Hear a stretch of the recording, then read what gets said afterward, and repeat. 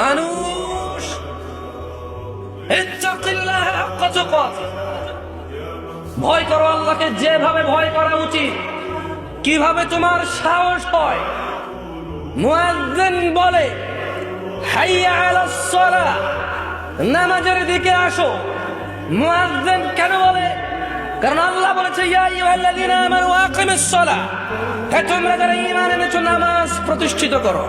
এবার মুয়াজ্জিন বলে হাইয়া আলাস সালাহ, কিভাবে তোমার বুকে এত সাহস হয়? ইত্তাকিল্লাহ ইয়া নাস, ইয়া মুসলিম, ইয়া মুমিন, ইত্তাকিল্লাহ হাক্কা তুকাতিহ, আল্লাহকে ভয় করো যেভাবে ভয় করা উচিত। তোমার হৃদয় কিভাবে এত সাহস পায়? রব তোমাকে সালাতে ডাকে, রব বলে যে সিজদা করো, তুমি এভাবে দাঁড়িয়ে থাকো সিগারেট হাতে নিয়ে, অথবা কোনো ক্যারামের বুটে, অথবা তোমার ড্রাইভিং সিটে, কোনো গেমসে, স্ত্রীর সাথে কথোপকথনে, টেলিভিশনের পর্দায়, অথবা কাজকর্মে, অথবা ড্রাইভিং এ। কিভাবে তুমি রবের সাথে তুমি এই অন্যায় করো? তোমার সাহস কিভাবে হয়? বলো, এটাকে আল্লাহর ভয়?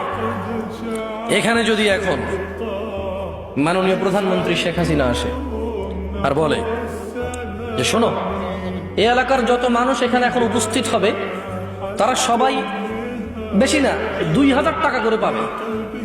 মানুষ টাকার জন্য, কিছু মানুষ আসবে না, কিন্তু দেখতে আসবে প্রধানমন্ত্রীকে। কি করবে?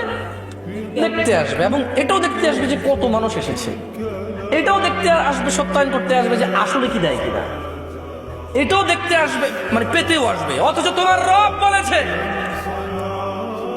রব তোমাকে বলেছে যে সালাত তোমার সর্বপ্রথম হিসাব হবে।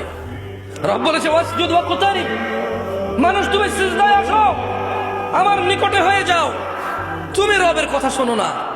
ইত্তাকিল্লাহ হাক্কা তুকাতিহ ইয়া নাস, বেতুয়ার পুরুষ এবং মহিলা, ধনী এবং গরিব, সুস্থ এবং অসুস্থ, আল্লাহকে ভয় করো যেভাবে ভয় করা উচিত।